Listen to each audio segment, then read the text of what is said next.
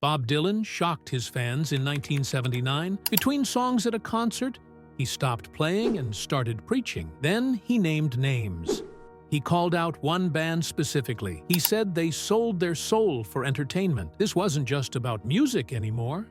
Dylan had become a born-again Christian, and he believed rock bands were dragging kids to hell. The man who rebelled against everything was now condemning rebellion itself. For someone who built his career on breaking rules, this attack revealed a side of Dylan nobody expected. Bob Dylan was born Robert Allen Zimmerman on May 24, 1941, in a small hospital in Duluth, Minnesota. Weighing 7 pounds and 13 ounces, he came into the world with a name few would ever associate with fame. But before he became Bob Dylan, the legend, he was a quiet boy from a tight-knit Jewish family trying to hold on to their roots in a land that never fully welcomed them. His Hebrew name was Shabtai Zissel ben Avraham. That meant something. Shabtai for the Sabbath.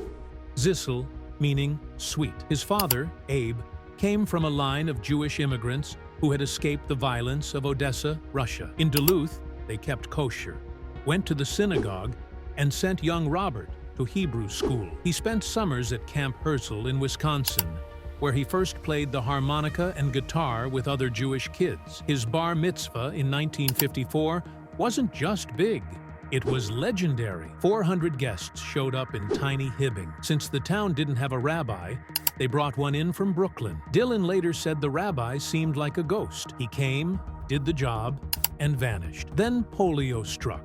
In 1947, when Dylan was just 6, Abe Zimmerman's life changed forever. He'd been an athlete, a man who loved sports, but polio left him with a limp and constant pain. He couldn't keep working for Standard Oil in Duluth. The family packed up and moved 86 miles northwest to Hibbing, a mining town scarred by the open-pit iron mines that swallowed up the landscape. There, Abe and his brothers opened a furniture and appliance store. It was gritty, it was working class, and it became Dylan's new world. Inside their home on 7th Avenue East, a blue stucco house with a red door, Dylan discovered the radio. In the 1940s, there was no TV, just sound waves and static. That's when he heard Hank Williams. Not just the hits, it was Williams's alter ego, Luke the Drifter, that hit Dylan hardest. Moral tales, spoken word, grit. He played that record over and over. "It went through me like an electric rod," he said. Williams died in 1953. Dylan was 11, but that voice never left him. He said he could drift away for hours, convinced in the goodness of man. By high school, Dylan was already trying on different skins. He joined garage bands and called himself Elston Gunn, sometimes with 2 N's, sometimes 3. He liked the sound of Robert Allen, but it felt too normal. After hearing jazz singer David Allen, he toyed with spelling his name Allen instead.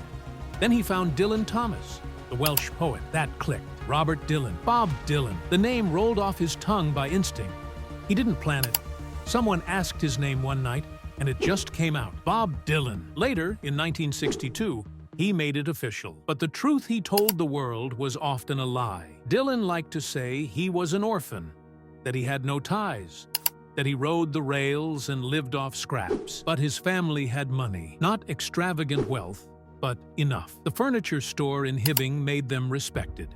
His dad was president of the local B'nai B'rith. His mother led the local Hadassah. Their house was solid. Their names known. This background didn't fit the image Dylan wanted, so he erased it. He needed to be a wanderer, a mystery. In 1960, he dropped out of the University of Minnesota after just 1 year. He didn't leave to chase fame. He left to find a dying man. Woody Guthrie, his hero, was wasting away from Huntington's disease in a New Jersey psychiatric hospital. Dylan made a pilgrimage. He visited Guthrie at Greystone Hospital, just to sit near him. He watched his idol tremble, struggling to speak. To Dylan, this was holy ground. He later wrote that Guthrie's songs held the infinite sweep of humanity. Guthrie didn't just write music, he carried America's soul. Dylan wanted to be that vessel. He landed in New York on January 24, 1961. With nothing but a guitar, a harmonica, and blind hope. That first night, he barged into Café Wa and asked to play. Snow still clung to his shoulders.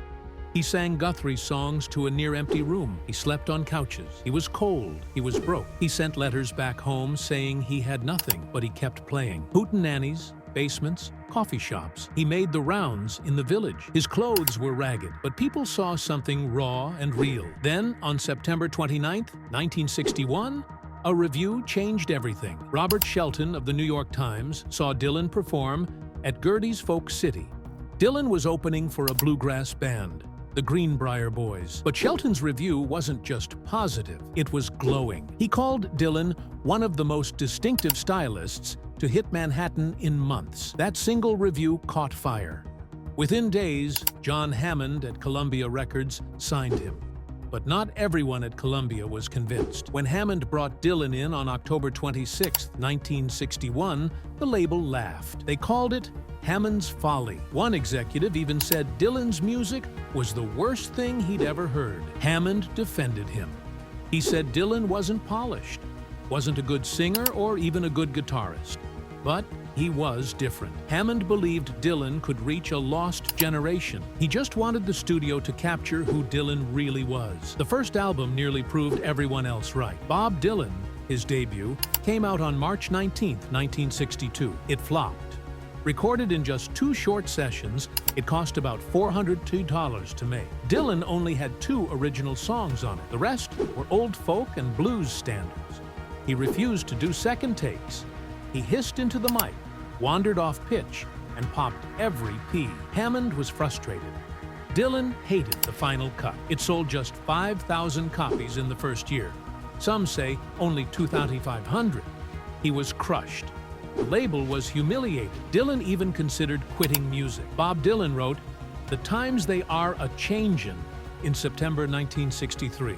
He meant for it to sound like a message from the people, even if it was carefully crafted. When his friend Tony Glover read the line, "Come, senators, congressmen, please heed the call," he asked Dylan, "What is this shit, man?" Dylan simply replied, "Well, you know, it seems to be what the people want to hear." The song used biblical language, borrowing from the Gospel of Mark. The first will be last. It felt spiritual and political at the same time. Dylan performed the song 633 times between 1963 and 2009. That made it his 23rd most played song ever. It became an unofficial anthem during the civil rights movement and the protests against the Vietnam War. Over time, the song's meaning shifted.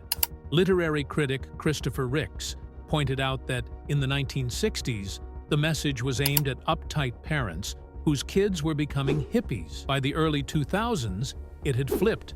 Now, it was about those same hippies realizing their kids had become polished yuppies. But Dylan never wanted to be anyone's leader. People kept calling him a protest singer, and he started pushing back.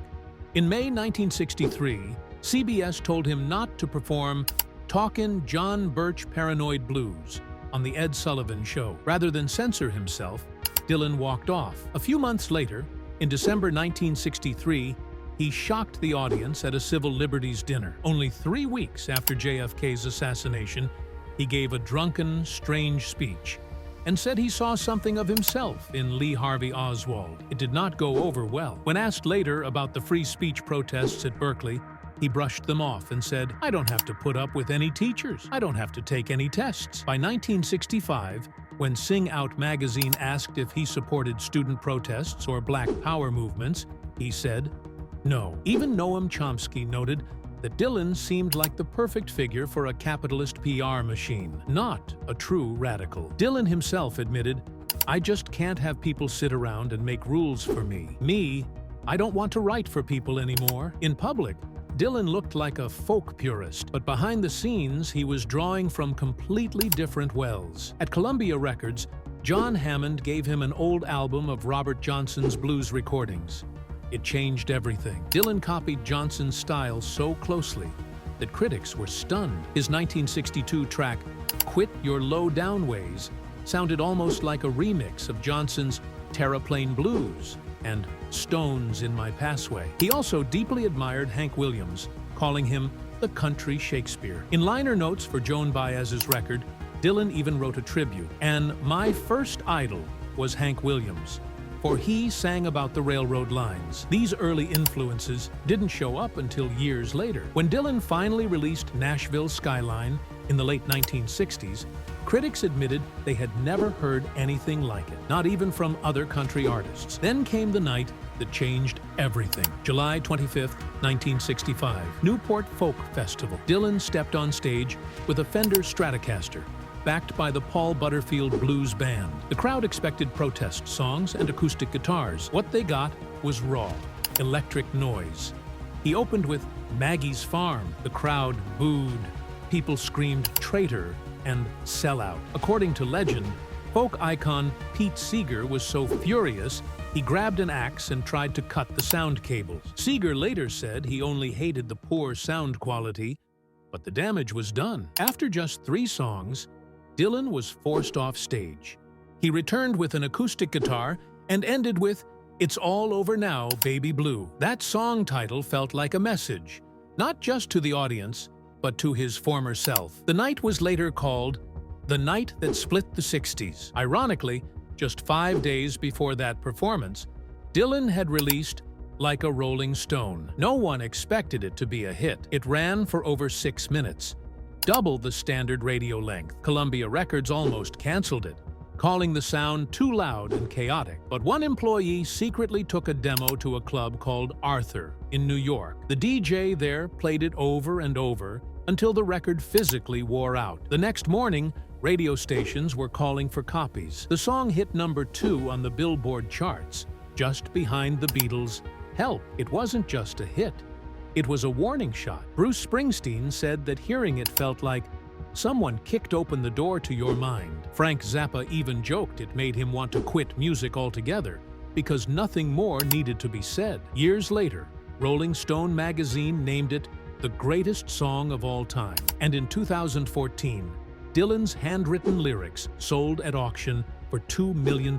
Between March 1965 and May 1966, Dylan released 3 albums that completely reshaped popular music. First came Bringing It All Back Home, which had one side of electric tracks and one side of acoustic. It was a farewell to folk, half gentle, half explosive. Next came Highway 61 Revisited, named after the road that ran from Dylan's hometown in Minnesota to New Orleans. That album turned the folk rock experiment into something wild and new. Then came Blonde on Blonde in 1966, the final piece of the puzzle. Together, these 3 albums formed what fans call the Electric Trilogy. They blended rock, blues, and poetry. They didn't just influence other artists.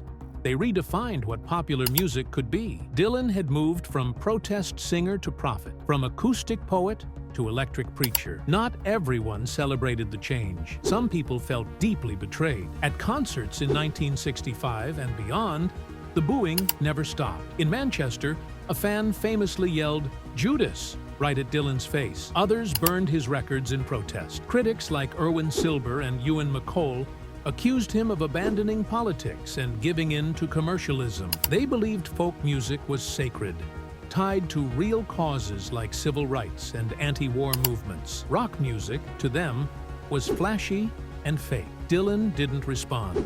He didn't explain. He didn't apologize. He just kept playing louder. Some of his fans sent him threats, angry letters calling him a sellout, accusing him of turning his back on the people who had once raised him up. But Dylan had made up his mind.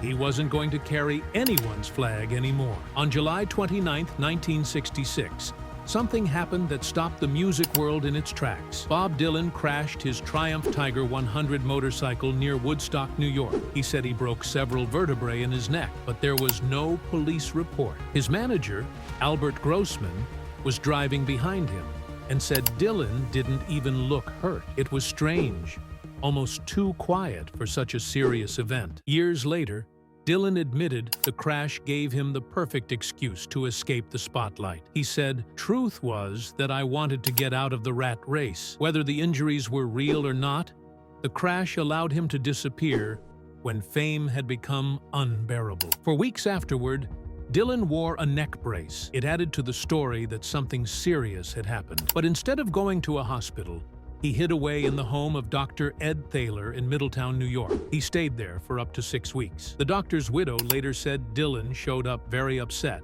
and insisted on recovering in their third-floor bedroom. Then, he vanished. He stopped performing live for nearly 8 years. Just after releasing Blonde on Blonde, when he was seen as the most important musician alive, he walked away from it all. Fans were stunned. Rumors spread that he had died. By the time he returned to the stage in 1974, even his biggest supporters weren't sure who he was anymore. But he hadn't stopped creating. During his quiet years, Dylan and the Hawks, who would become the band, set up in the basement of a pink house in West Saugerties. From June to October 1967, they recorded over 100 songs. These weren't polished studio tracks. They were raw, honest, recorded with just one mic and no pressure. At first, the songs were meant for other artists, but the music was too good to stay hidden. Copies leaked. Soon, Peter, Paul, and Mary released Too Much of Nothing, which reached number 35. Manfred Mann's The Mighty Quinn hit number 1 in the UK. Julie Driscoll's version of This Wheel's on Fire hit number 5. Dylan's Quiet Retreat had started something huge without even trying. Then came a bootleg that changed music history. In July 1969, exactly 3 years after the crash, fans in California discovered Great White Wonder, a double album with no label, no artist name, just a plain white cover. It included 7 songs from the Basement Sessions, some 1961 demos, and a track from the Johnny Cash Show. 5 radio stations on the West Coast played it, even though it was illegal. The bootleggers, only known as Ken and Dub, were shocked. One said, "All of a sudden, we just started having fistfuls of money." They didn't know it yet, but they had just created the modern bootleg industry. Dylan became the most bootlegged artist of all time. Fans were no longer waiting for official releases. They were finding ways to get the music any way they could. Behind the scenes, Dylan's personal life was also changing. He married Sarah Lowndes in 1965. She had worked as a Playboy bunny and later as a secretary at Time Life, though many said she actually ran the office. She had one daughter, Maria, from a previous marriage. Dylan adopted Maria and soon started a family with Sarah. They had 4 more children, Jesse, Anna, Sam, and Jacob. From 1965 to 1969, Dylan lived in Woodstock as a quiet, committed family man. He walked the kids to school, stayed out of the spotlight, and lived a surprisingly normal life. Then, in 1973, the family moved to Malibu, but kept a place in Manhattan. It was the calmest, most private chapter of his life. But that peace didn't last. By 1976, the marriage was falling apart. They had just finished building their dream home in Point Dume, Malibu. But that house became the site of bitter fights. Sarah said Dylan had changed after 1974, when he started taking art classes in Manhattan. He became distant and worse, frightening. Court papers filed in 1977 revealed terrifying details. Sarah said Dylan would show up in her room without warning, just staring and refusing to leave. She locked her doors out of fear. The final blow came over breakfast. According to her, Dylan exploded in rage during one of their morning arguments. That was the breaking point. What followed shocked the public even more. In those same court documents, Sarah said Dylan had physically attacked her during a final argument. It was hard to believe. The man who had written songs about peace and justice was now accused of violence at home. Sarah filed for divorce on March 1st, 1977. The legal fight that followed was ugly. They argued over custody. In the end, Sarah was awarded $36 million, half of Dylan's fortune at the time. Years later, Dylan reflected on the marriage simply, "I wasn't a very good husband." What happened next was even more unexpected. Nearly a decade after divorcing Sarah, Dylan quietly married again. His second wife was gospel singer Carolyn Dennis. They had toured together, and Dennis had also worked with Bruce Springsteen and Stevie Wonder. She gave birth to their daughter, Desiree, 6 months before they married in 1986, but no one knew. Their marriage certificate was sealed. Dennis didn't even list Dylan as the father on the birth certificate. They kept everything secret, even after divorcing in 1992. The world didn't find out about this second family until 2001, when a biographer exposed it. Dennis defended Dylan, saying he had never been an absent father. Their daughter later took his last name, becoming Desiree Gabrielle Dennis Dillon. Still,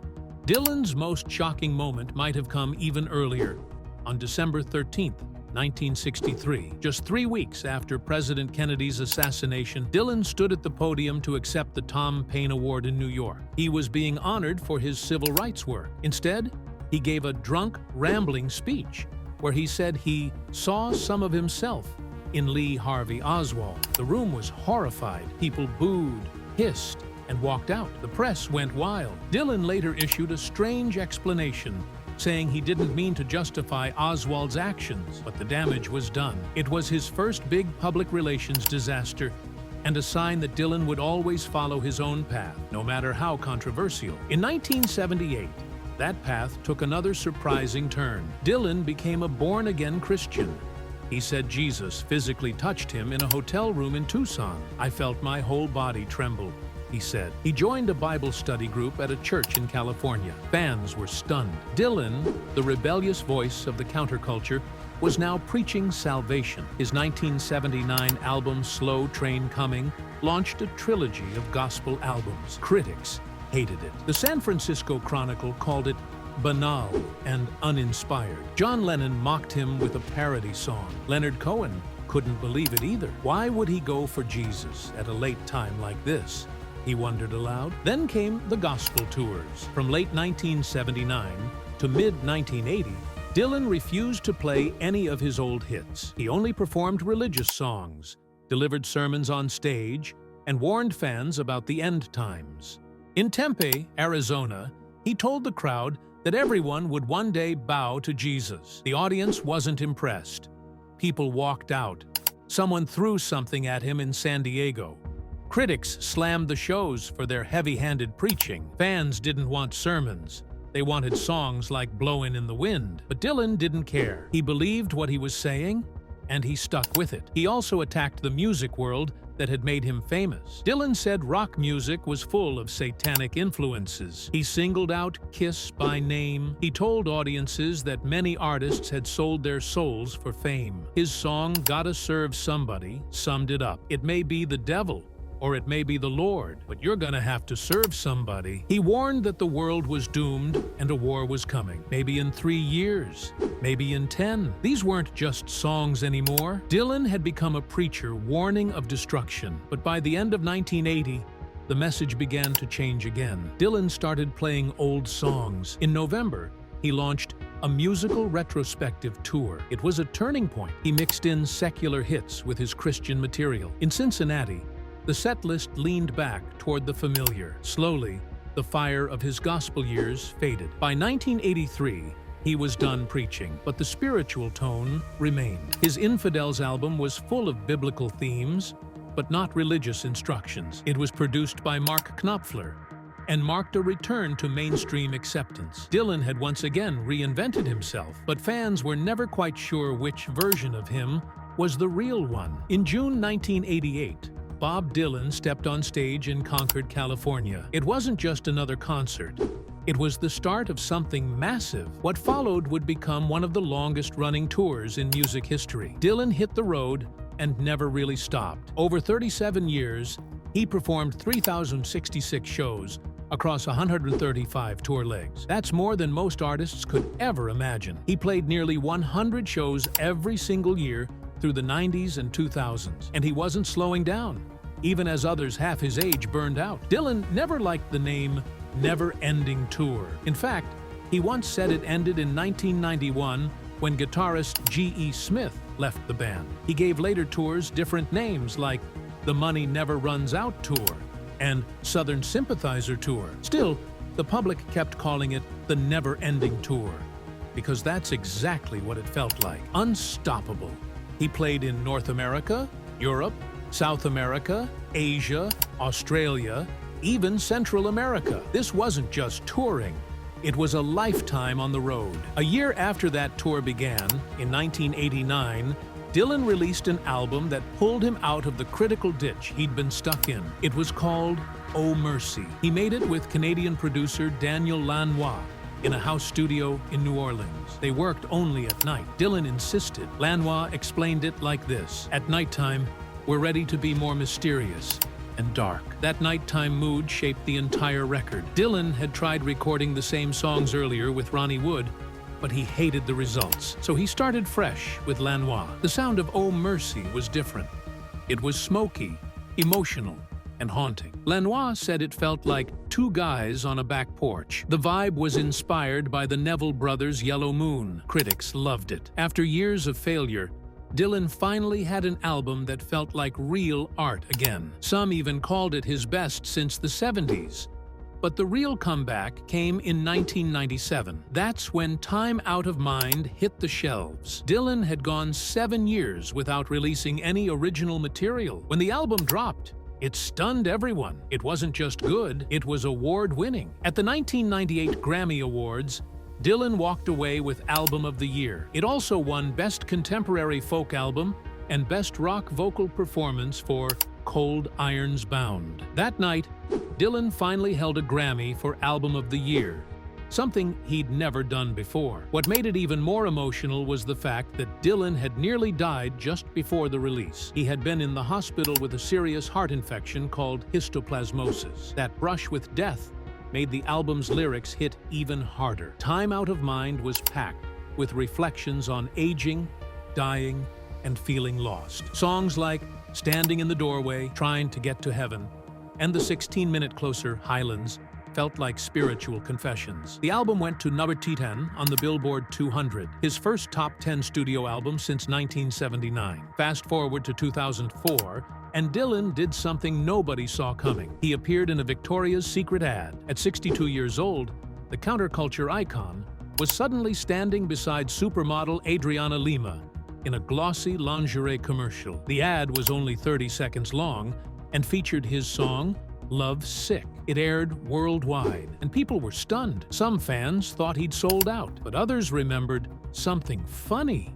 Back in 1965, Dylan had joked that the only thing he'd ever sell out for would be ladies' garments. Well, nearly 4 decades later, that joke became real. The ad was shot in Venice in just 2 days, squeezed into a gap in his tour schedule. Victoria's Secret said sales went up right after. Columbia Records defended it, saying it was a great way to introduce his music to new fans. The ad might have been short, but the debate lasted for years. Then came 2006. Dylan was 65, and instead of slowing down, he did the unthinkable. He released Modern Times, his 32nd studio album, and it went straight to number 1 on the Billboard 200. He became the oldest living artist at the time to debut at the top of the US chart. The album sold 191,933 copies in its first week. That was his first number 1 album since 1976's Desire, exactly 30 years earlier. Critics saw it as part of a trilogy with Time Out of Mind and Love and Theft. Modern Times didn't just top US charts. It hit number 1 in countries like Canada, Australia, Ireland, and Switzerland. It came close in others like Germany and Sweden. At the 2007 Grammys, it won Best Contemporary Folk Americana Album. The single, Someday Baby, won Best Solo Rock Vocal Performance. It sold over 1 million copies in the US and more than 4 million worldwide. At 65, Dylan was more than relevant. He was leading the pack. 10 years later, in October 2016, Dylan was suddenly at the center of another firestorm. The Nobel Prize Committee named him the winner of the Literature Prize. No musician had ever won it before. The Academy said Dylan deserved it for having created new poetic expressions within the great American song tradition. That decision exploded across the literary world. Some celebrated the moment. Salman Rushdie called Dylan a brilliant inheritor of the bardic tradition. Others, not so much. One writer compared it to giving Michelin stars to a cookie store. Scottish novelist Irvine Welsh called it an ill-conceived nostalgia award wrenched from the rancid prostates of senile, gibbering hippies. French and Norwegian authors were furious. Some thought Dylan didn't even want it. He skipped the ceremony and didn't publicly comment for weeks. But when he finally accepted, he said it was something I never dreamed of receiving. Just 5 years later,